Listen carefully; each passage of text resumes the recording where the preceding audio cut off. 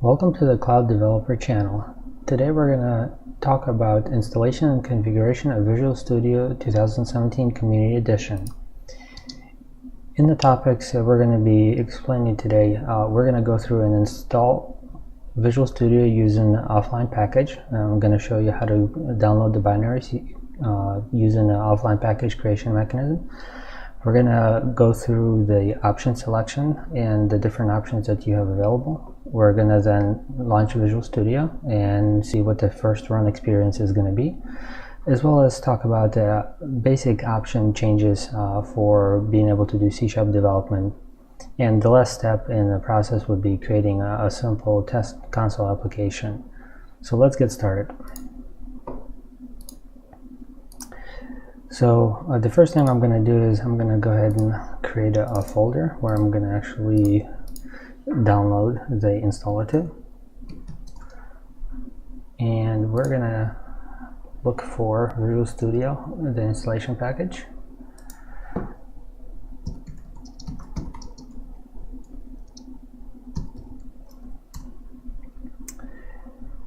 We can download it through the Microsoft website, and we're going to click this free download.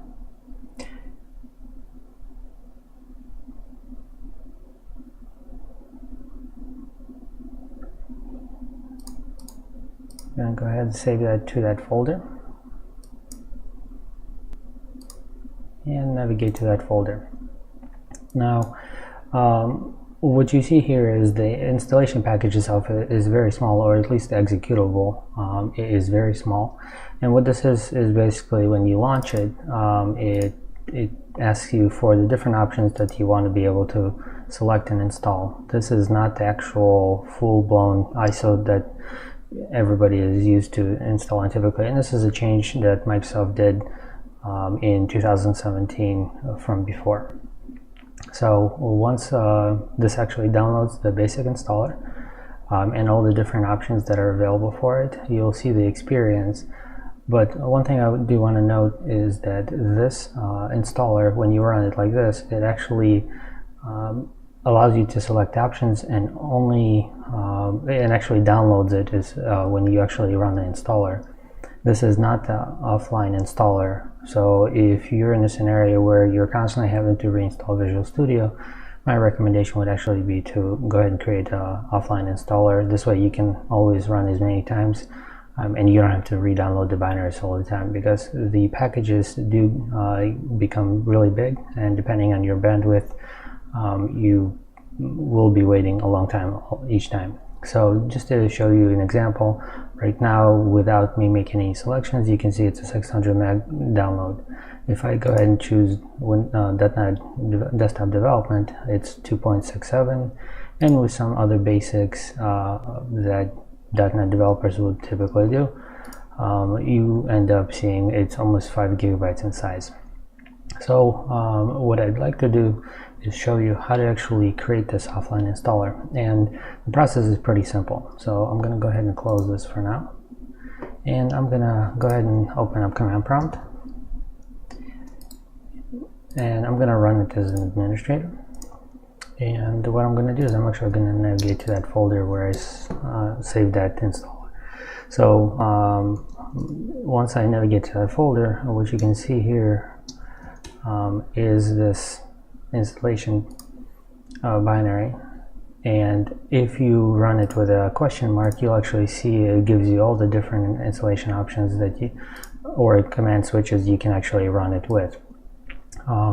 There's a lot of different options that are obviously available, but I'm going to only focus on the ones that are needed in order to create the offline installer. And you do that by specifying one option. It's called layout. So I'm going to go ahead and do that. And the layout option basically allows you to specify where do you want to actually download the files to. So I'm going to call this Visual Studio ODS 2017. I'm going to copy this and specify the -- layout option and point it to that folder, as well as I'm going to also point it to only download the English version of all of the different packages. Now, if you also want to do other languages like Japanese, German, whatever the language options that are supported by Visual Studio, you can go ahead and specify them here. So, but for me, I'm only going to focus on doing the US version of this. So once I selected this option, what I have now is the ability to go ahead and start the installation process. And it's gonna kick off that process now. So this is gonna take a while, and I'm probably gonna speed up this video so you don't have to wait and watch me download all the different packages here. So as you can see, it actually started downloading into that folder, and we'll come back to this once the download finishes.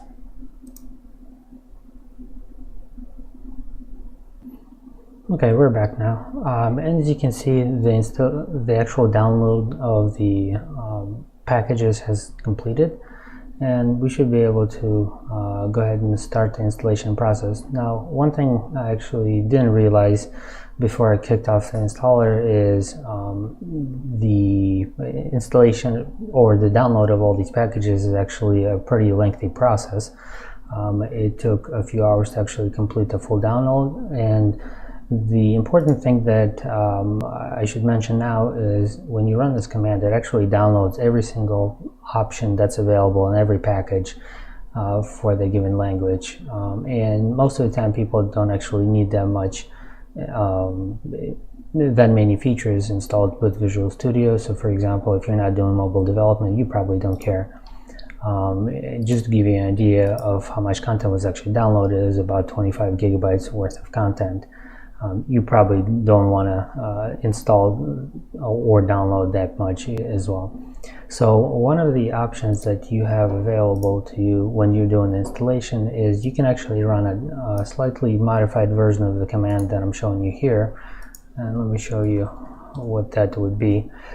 So something like this, where you're saying I'm going to run the VS Community executable with a layout command of where it wants to go, the language you want to use, and this --add flag allows you to specify different packages. So for example, if you're doing any development using Azure, you can specify the Azure package.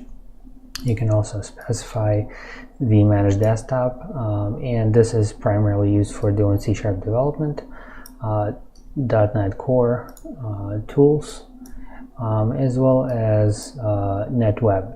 So .NET Core tools is when you're doing, I believe it is used for cross-platform development, so using .NET Core. And NetWeb is for doing web application development. So if you're doing ASP.NET type of development, this is what you want to do. And to give you an idea, Microsoft actually does have a website that you can use, and let me show you that here as well. Going to this URL here, you can actually see there's a list of different component IDs, and if we go to Community Edition, you'll see there's a listing of all the different options that you have. So as you can see, for example, the ID listed here, this ID will download all of these different packages along with it. And then if you want to do data type development, so if you're using SQL Server or dealing with Azure Data Lake, you can use that. And as you can see, the managed desktop I mentioned before can be installed using this ID. So just to give you an idea, this will significantly reduce the amount of data you will need to download. So instead of downloading every single package available, which is roughly 25 gigabytes, you can scope this down to roughly 4 to 5 gigabytes if you're doing .NET development, web development type of activities. So now that I have the package downloaded, the next step that you have to perform is you open up this folder where you downloaded this to, and inside this folder there's actually a folder that contains certificates. So let's try to find this folder. It's right here, and Microsoft actually mentions that you want to install all of these certificates on your machine. I believe by default a majority of the certificates that come with this are actually already installed on your machine. So here I'm going to actually go ahead and just install it for the local machine. I'm going to mark it exportable and automatically put it in a place where it feels it's required. So do that and repeat this step for all of the other certificates here.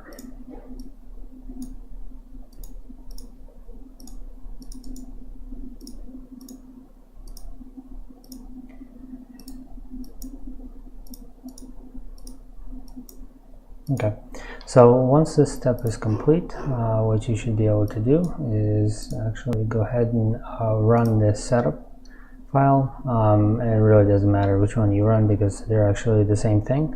So I'm going to go ahead and run this via setup, and I'm running it from that folder itself, and the reason I do that is because it actually detects that the files are already in that folder and it will not go out to the internet to actually download them. So once the screen comes up, we're going to start choosing the different options that are available. So for the purposes of what we're going to be doing with this machine, I'm going to go ahead and install .NET Desktop Development, ASP.NET Web Development, as well as .NET Core Cross-Platform Development. The other thing I'm going to also do is I'm going to go ahead and click on this individual component tab, and I'm going to choose a couple other options that were not selected. That they will be .NET Core Runtime for doing .NET Core type of development activities. I'm also going to scroll down and choose a couple of other options. So I'm not sure if we're going to be using this, but I'm going to go ahead and install Redgate SQL Search, and as well as Class Designer in case we ever want to use that for doing some visual creation of classes. And I'm going to go ahead and also choose link to SQL tools as well as PowerShell tools. And I believe that should be enough for us to get started. So I'm just going to really quick verify if I don't need anything else.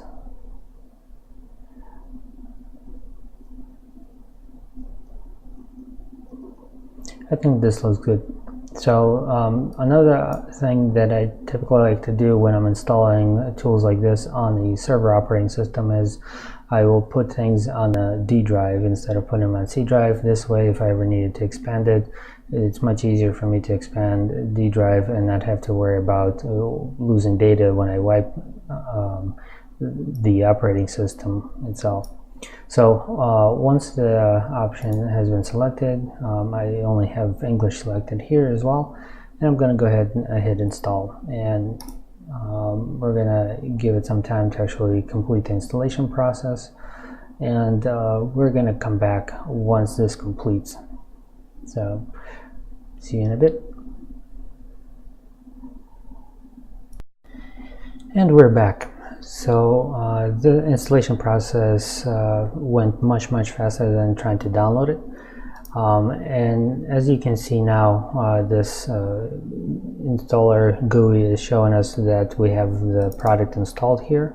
One of the things you can see here is that there's a modify and a launch option. So if you click on modify, you should be able to actually change the different options you have available here, and you can go ahead and add additional ones. So I believe you can also remove some of them. So and once you hit modify, it should kick off the process to install and uninstall. So I'm not going to do that here, and you also have this additional choices, so repair, uninstall, and modify as well. The option we're going to go for here is we're just going to go ahead and launch it now. So this is the first launch experience, and what you'll see here is Visual Studio is going to show you this initial welcome screen. If you have an account with Microsoft, you can go ahead and sign in, and if you have multiple machines where Visual Studio is actually installed, there's an option to actually be able to synchronize between your computers all the different options that you have available if you choose to do so. I'm not going to do that now. I'm just going to go ahead and click this link here. And the other option it allows you to do is select what kind of activities do you typically perform. So in this case, I do primarily C# development, so that's what I'm going to go ahead and choose here.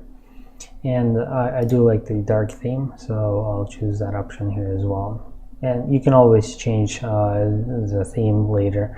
I believe you can also change the development settings later as well. It's just a good starting point. So go ahead and click Start Visual Studio, and it's going to start applying all those settings and bring up the UI for the first time.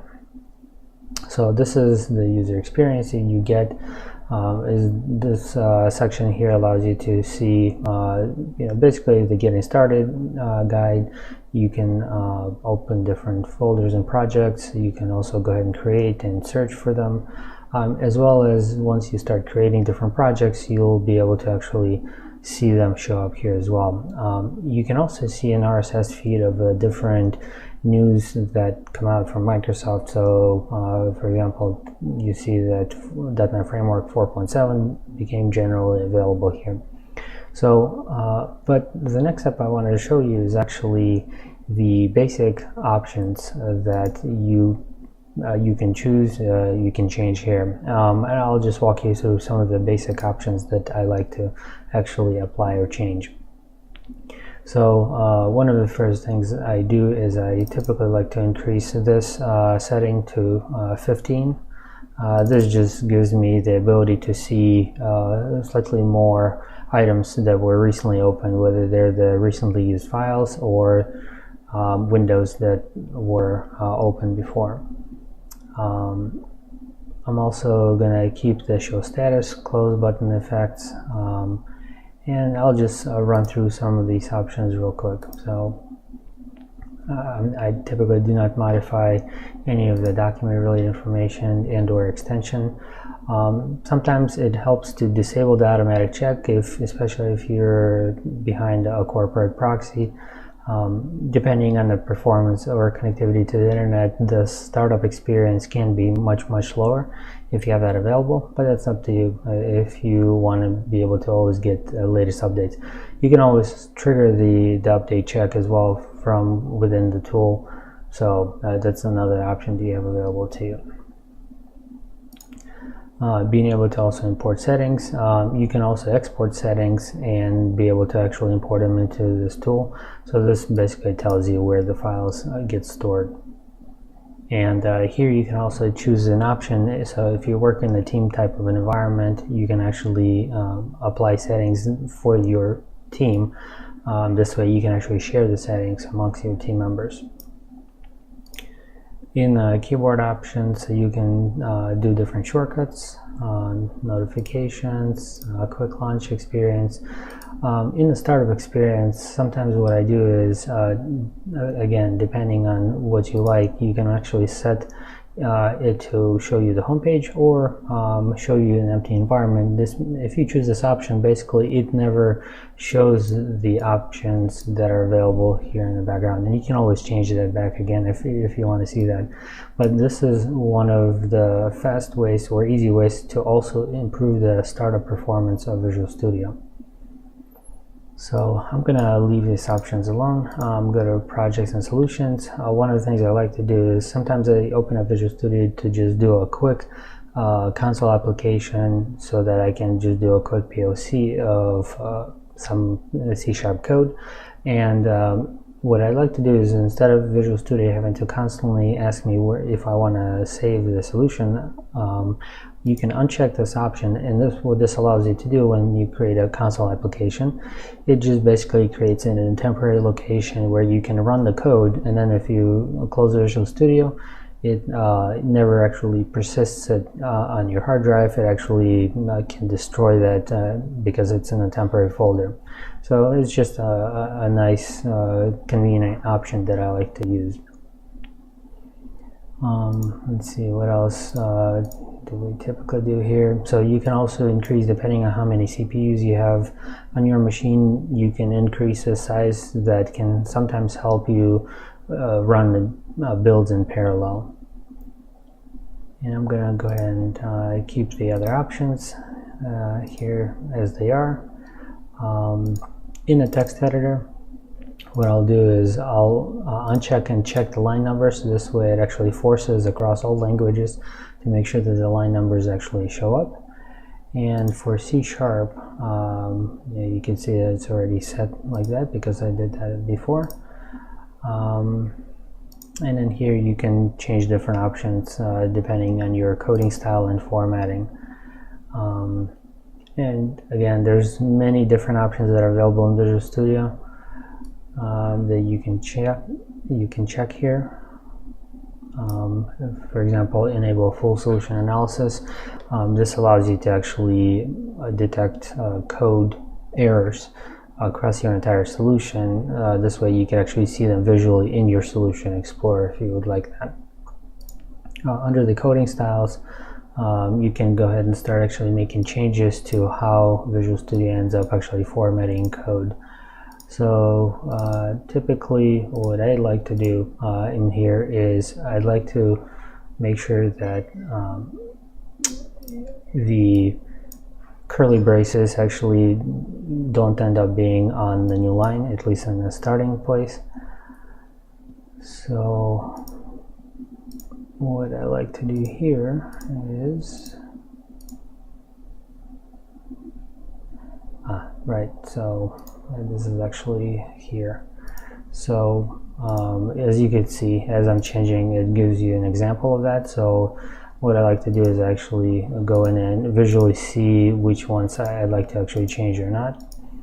So, and for the most part, I actually end up unchecking these settings here. To me, this makes the code a little bit more concise, a little bit easier.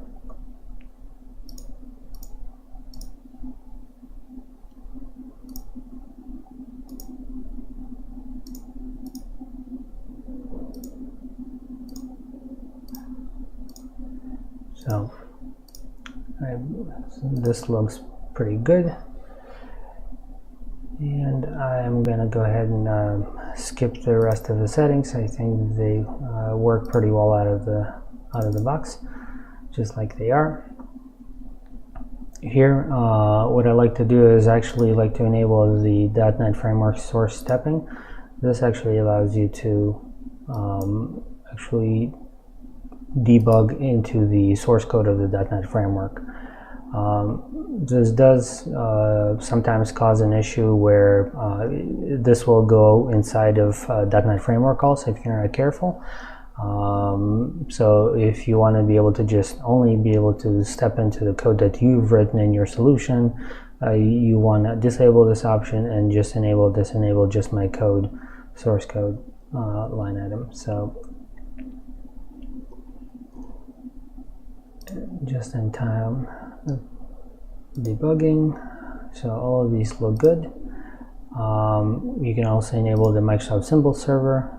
This actually will download the content from the Microsoft Symbol servers for when you're doing .NET debugging or debugging your application. So I'm going to go ahead and actually store it on D drive as well. For the performance tools, I'm going to keep it the way it is right now, and I believe that's pretty much it. I'm going to go ahead and keep the rest of the options this way. So now that we have Visual Studio installed, I can show you real quick how we can create a new project. So I'm going to go ahead and click this more project templates, or if you want, you can go file new and project here as well. So I'll click here, and I'm going to show you an example of a console application using .NET Core. So one of the other options I do want to point out is there is an ability for you to target a specific .NET framework. So you can see these are all the current frameworks that are available. Now, if you paid attention in the beginning, I mentioned that .NET Framework 4.7 became generally available on May 4th. Now, it's not in the list is because I don't actually have it installed. I would have to first install it, and then I could choose it as an option. So here, I'm going to go ahead and give it the name of the application, and I'm going to call it Hello World. I know it's very original, and I can go ahead and click OK here, and it's going to put it under this file path here. So actually what I'm going to do is I'm going to put it on D drive as well. I'll call it projects, and go ahead and hit OK.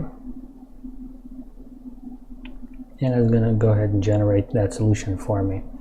So you can see that on the bottom it's actually going through and installing a whole bunch of different packages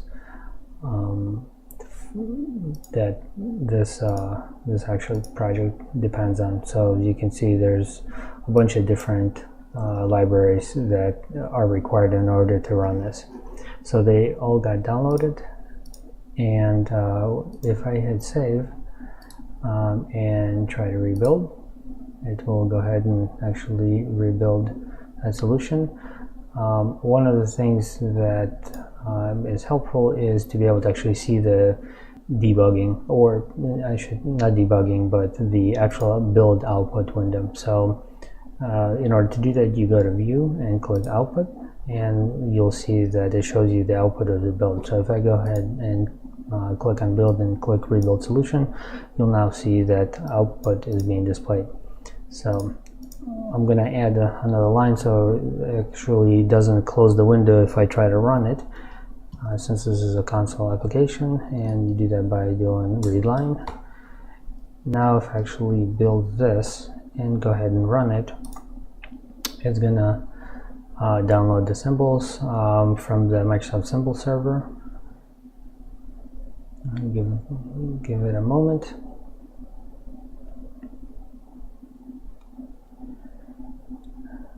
And I'll show you real quick what it's doing here. So I'm actually in that folder that we created before. This is where it's actually downloading all of those debugging symbol files from the Microsoft Symbol Server. Now once it does that once, it will not have to re-download them every time unless it doesn't find it or there's an update, at which point in time it's actually going to try to download it again. And you can also see that I have my projects folder where Hello World application is stored, and you can see here's that program CS file, which is the one we're just modifying. In the bin folder, since we're doing a debug build, you can see that there's the debug folder, and inside of it is the actual DLL for our application. Let's see where this is at. So this is still installing. The other thing I'm going to do is I'm going to actually pin this to my taskbar so it's easier to get to next time.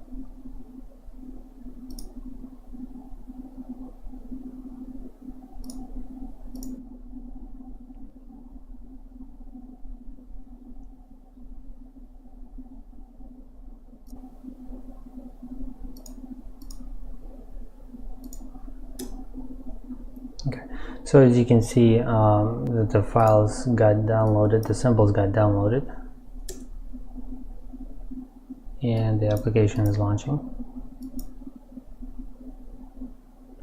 The symbols got loaded, and unfortunately I pressed enter, so you didn't see that, but go ahead and click that again, and as you can see now it loaded much faster the second time when I actually am trying to debug it. And the reason for that is because all the symbols are downloaded, and all the symbols were also loaded as well. So and because I have the read line here, it actually is waiting for user input before continuing on. So if I press enter here, it's going to go ahead and close the application and stop the execution. So that's it. We are now ready to move on to the next step, which is being able to build our application. and I'm going to be creating another video where I'll show you how to do a basic application. Now we can do either a console application or a Windows Form application or a web application. So I'll show you the different options that are going to be available in the next series of videos. So thank you for watching. Hopefully you enjoyed this, and if you want to see any specific examples of tutorials and you want to leave some comments in the section below, feel free to do that. I will do my best to respond and or record videos based on the feedback that I get. Thank you for your time, and hope you enjoyed this video.